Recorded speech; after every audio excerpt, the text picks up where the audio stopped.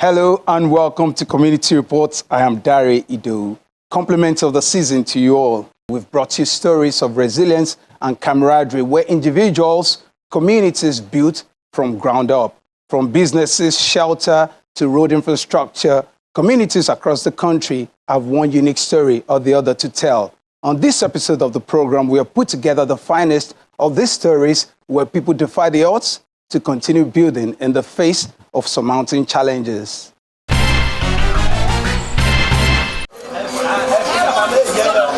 The Lagos State Art Council is leading this expedition.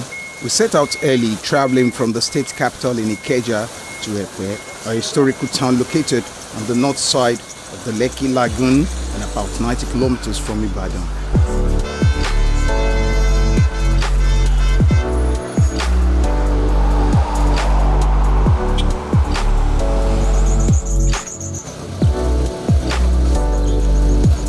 An hour drive to the town, our first stop is at the palace of the Ilara of Epe, the paramount ruler of the town.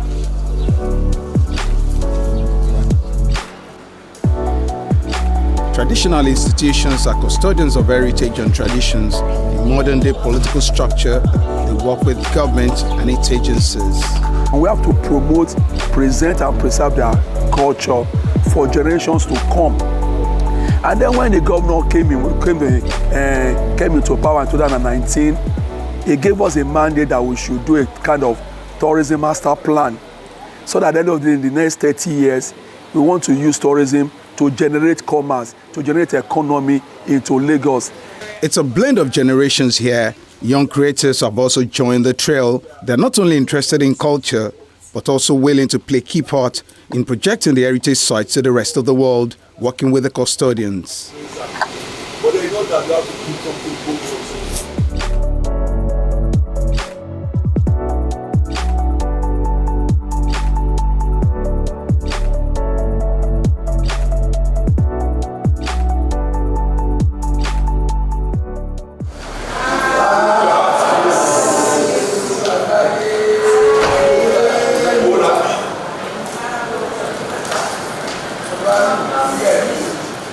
The traditional ruler welcomes the guest into the community. He gives the background on the site and efforts made so far to preserve it. What we are trying to do, the stage we are now, is the excavation and archaeological works. Some relics and some artifacts has been dug out. They have been taken. They are trying to date them now, find out how long they have been in existence, and then the whole process there. The only thing left there is the LiDAR survey of the entire. It's about 150 kilometers radius. It has been designated as one of the UNESCO tourist heritage centers. How we coming back? The total length of the fortification is more than 160 kilometers. We can't do the entire length, but it will be good to see parts of it. A little adventure won't hurt.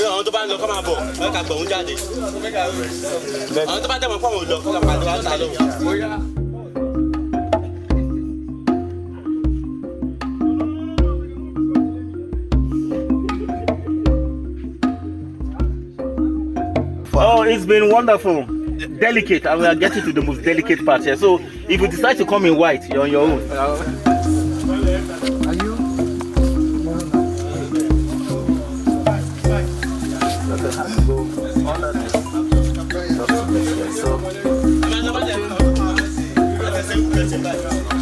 It's a slightly wide space with walls flanked by trees and other vegetation.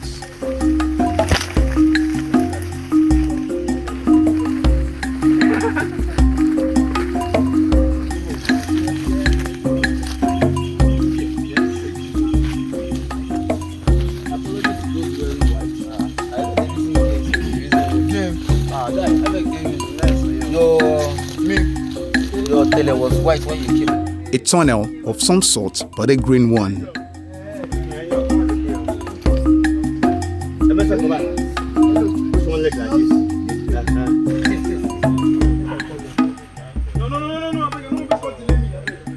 as we walk right inside the ditch. The trees provide the canopy, but not enough to stop the sunlight from gleaming through them.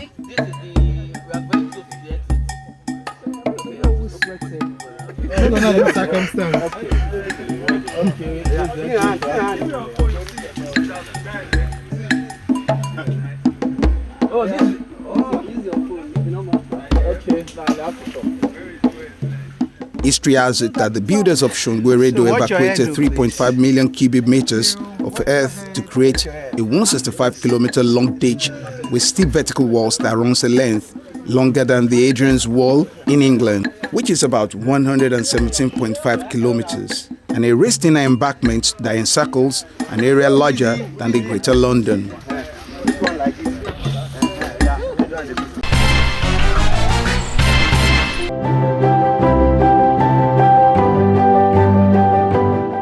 Hiking, built around the scenic mountains, is now a common outdoor and recreation activity in Abuja.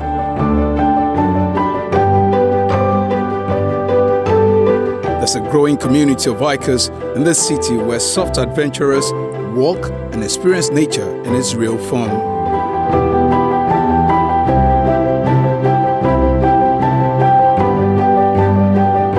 Different groups organize the expedition week in, week out, mostly on Saturdays. Those who love to hike say experiencing nature offers profound mental and physical benefits.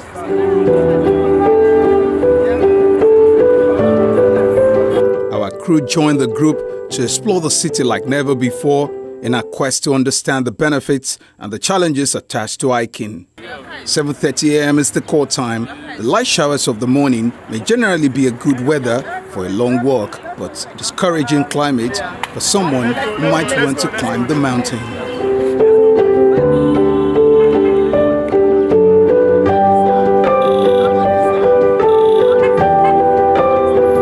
By 8 a.m., almost everyone who had signified interest in being part of the exercise had joined. We set out, drove from the muster point in Asokoro to this suburb, still in the FCT.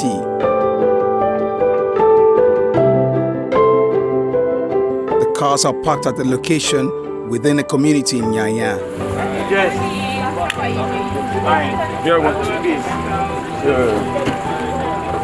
Hiking boots, a must-have for every hiker.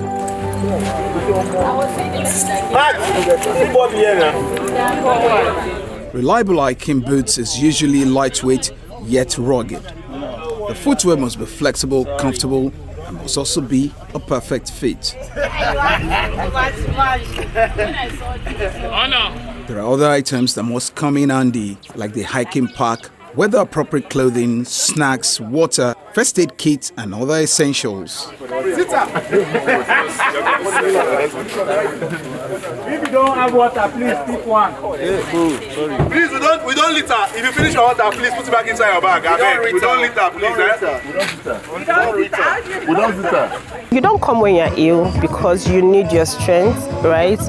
So, and that's why it's indicated on the flyer that don't come when you're unwell. And then please, you have to be fit. If you are not fit and you come on a hike, it might be difficult. The mountain is providing a natural wallpaper in the background. The weather is soothing. Hiking truly provides a unique experience. Day hiking is popular among a certain class of Abuja residents. It's an outing done a day, moving near or within the city, usually to the nearest mountain.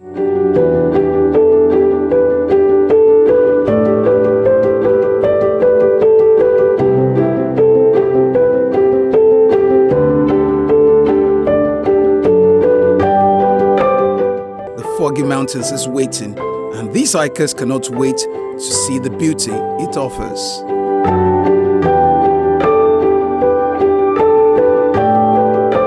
The hikers also look out for site attractions. On this particular hike, we moved across several communities, mostly agrarian.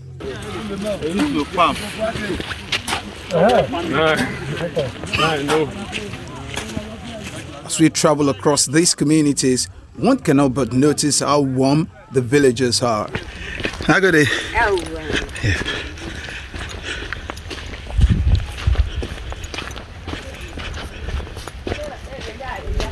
Amaka Owudiwe and Rejoice Abubakar hike for similar reasons. They have been hiking for years. Actually, I started hiking in 2019. Yeah, those period I stopped playing basketball, so I needed more activity. So I started hiking, and since then it's been very No going back. No going back. Like, it's lovely. Wow, hiking in Abuja is very beautiful because Abuja is surrounded by rocks. So if you observe the environment, you could see that almost we have like at every point, like in every area of Abuja, you have rocks surrounding the town. So I love hiking in Abuja. I started hiking in 2018. Yes, and this is my first group.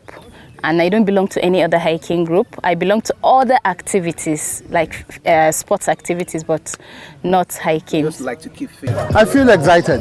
I feel good. It's a wonderful place to be today.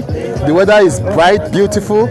The drizzle is very nice. It's quite cloudy. And of course, it makes the hike pitch-free. We're not affiliated with any NGO. It's just strictly from. So like, what I'm trying to point is, if individuals can do this, we can only imagine what the government can do too. At the end of the day's journey, the group, as they would always do, tracked and recorded the key hiking data for the day. We took a total of 15,343 steps, covering the distance of 10.71 kilometers, traversing several communities.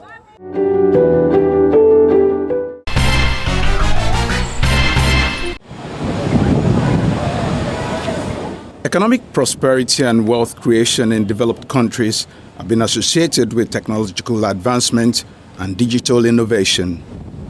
Africa's tech ecosystem has experienced massive growth, and Nigeria is playing big in that space.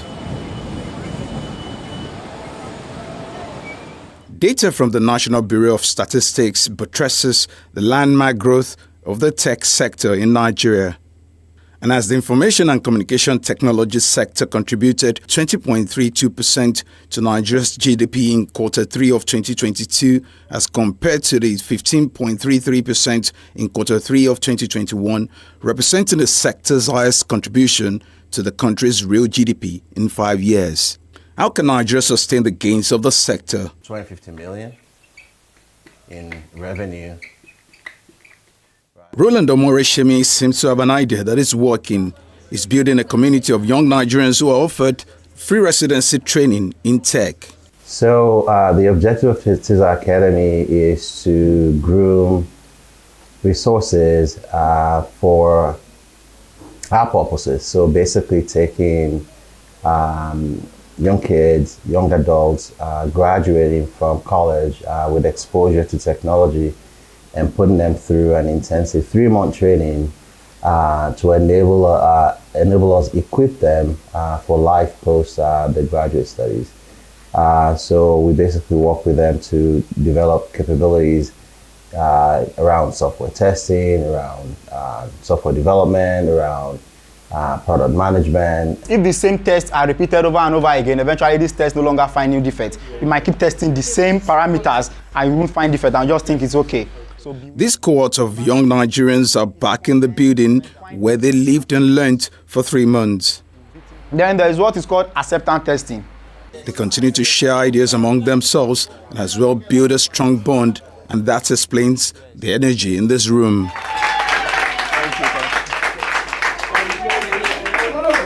Thank you. The structure enables everyone here to cross-develop and establish bonds and alliances. Ajibola Adekunle is creating a new path for himself. His love for tech is not a total departure from what he's always wanted. I started the tech journey. I studied transport management technology in FUTMINA, University of Technology Mina. And at my 500 level, 2019, I started to delve into tech with the primary objective of building a transport application that work in the transportation industry. That was what brought me to tech. So the 3 months were, like I would always say, I do tell my colleagues that this is like the best 3 months I've had in my life. It was wonderful. I met strangers, people that were strangers, and within a couple of weeks, we were already brothers and sisters. It was wonderful learning together and seeing each other face to face and trashing out obstacles together. It was wonderful. Zoka is now a test analyst and she seems to be enjoying every bit of the experience. It was a crazy experience because I actually came from Jos for this program. So I came from far, so I was really nervous about meeting these new faces. But I can tell you that I had an amazing experience with everybody here. The Nigerian tech space achieved a great milestone in 2022 and also faced some challenges. Most of these achievements remain a crucial factor necessary to boost the country's GDP and financial inclusion. The need to make deliberate efforts to minimize brain drain that may continue to affect the sector is becoming more pressing.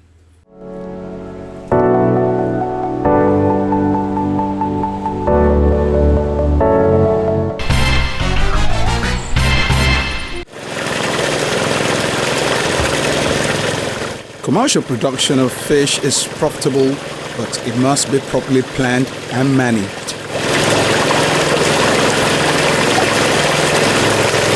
One of the ways devised by this fish farm, known to have successfully produced catfish for profit for many years, is cohort farming. The farmers share resources, knowledge, benefits, and sometimes share the burden.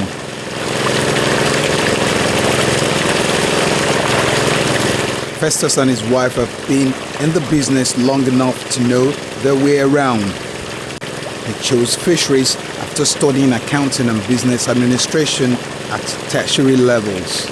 My twin brother, he studied agric. So he was the one that introduced me into the fish business. So immediately I left the school, I came into the business. Myself and my wife, we came into the business. If you say that. So both of us are into the business for barely 14 years now, no more than thereabout. It's a good business. I would say it's a very lucrative business. You understand? Because if I said I should be working when I left school, I don't think I will be where I am now. So since I came here, it has been a very good business for myself and my wife. They love the communal setting and believe it is why everywhere remains a place where fish farming thrives.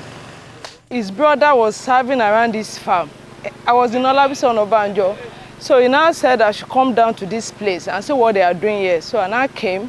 When I came, I saw the fish for the first time in my life. Saw the farm.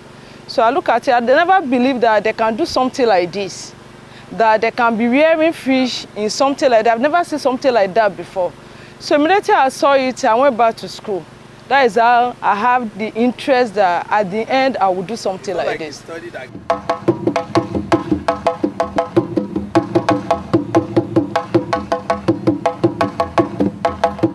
Formulated fish feeds are considered the most cost-effective way to provide a balanced nutrition for aquacultured fishes.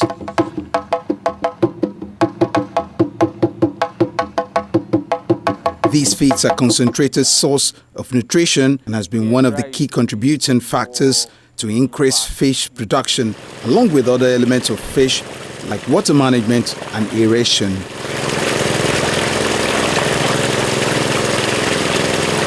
This is a pellet mill situated within the farm. The process here involves creating pelleted feeds by compression of raw materials, which is in powder form.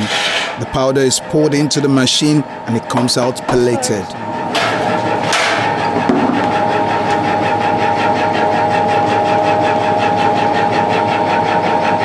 With the finished product, it will be good to see how the fishes are fed.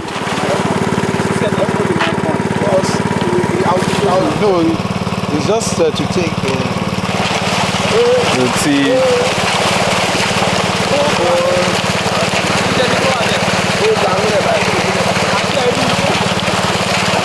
So is it that the owner of this pond is not ready to sell yet?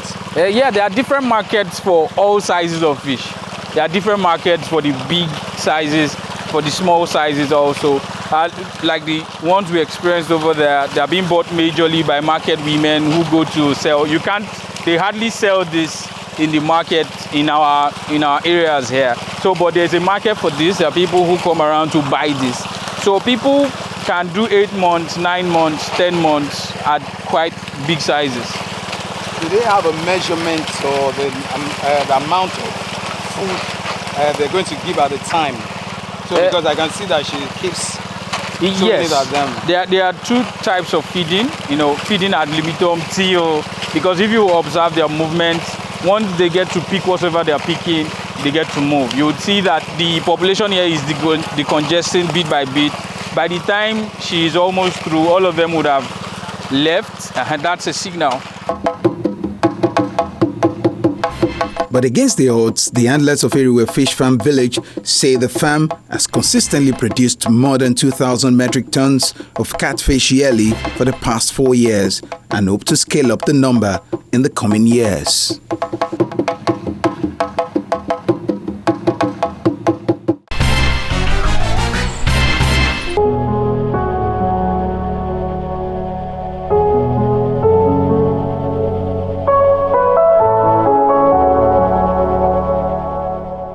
Lagos, a city with more than 20 million people, always faced with the notorious traffic gridlocks in most parts of the state.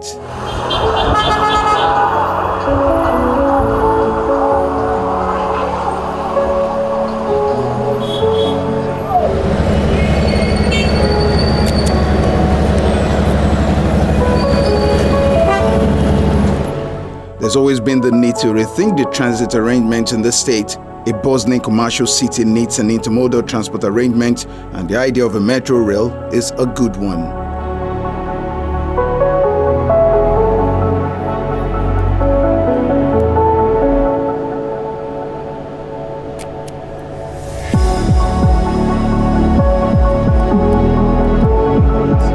The history of rapid transit began in London with the opening of the Metropolitan Railway, which is now part of the London Underground.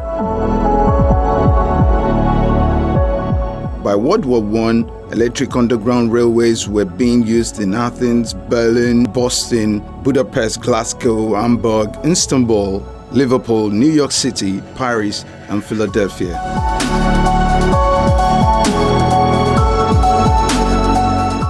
Cairo was the first African city with a metro system. This was partly converted from a railway line. The second African metro opened in August in November 2011.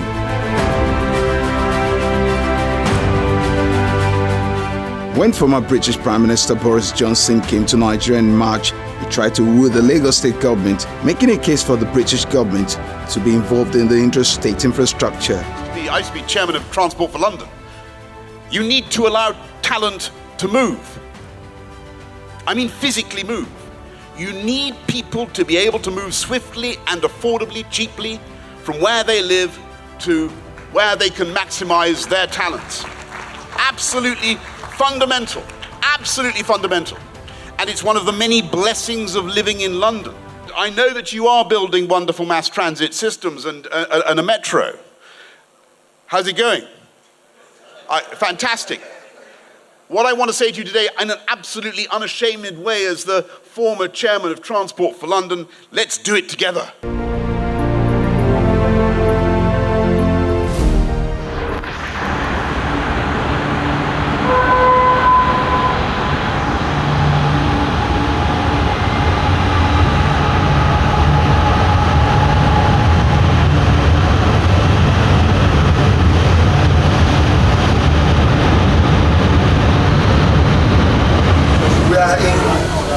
Already. The Blue Line project is a 27-kilometer rail route designed to run from Okupumaiko to Mile 2 and then proceed to Marina via Ijora.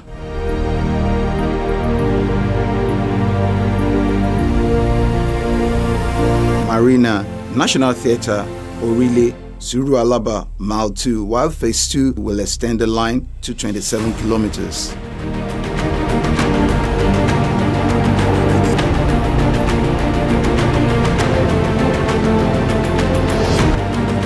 The train is running, but in this case, the track is energized and very dangerous for trespassers.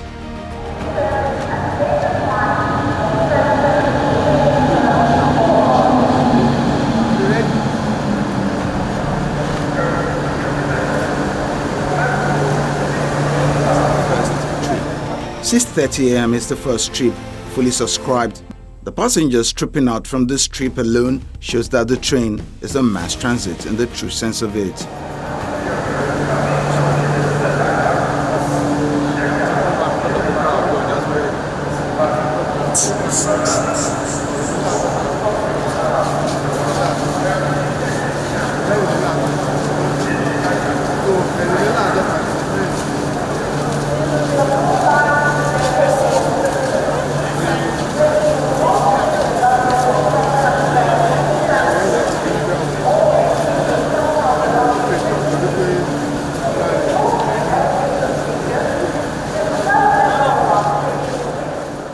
We are also taking a ride to Mile 2. It's a 20-minute trip or thereabouts.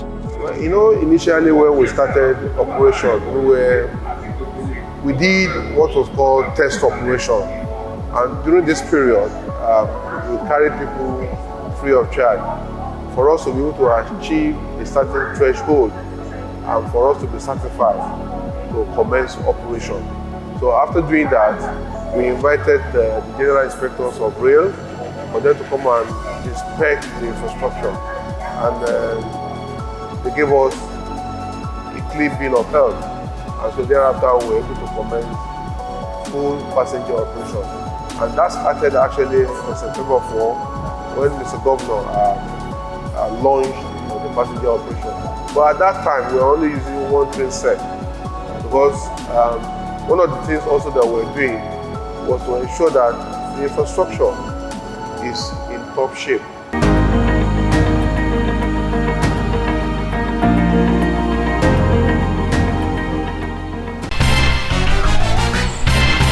And that's our show for today, everyone. If you miss any part of it, you can watch it on our YouTube channel. You can also follow the conversation on our social media platforms displayed on the screen. Thank you very much for watching. I am Dare Idowu. See you next time, and bye for now.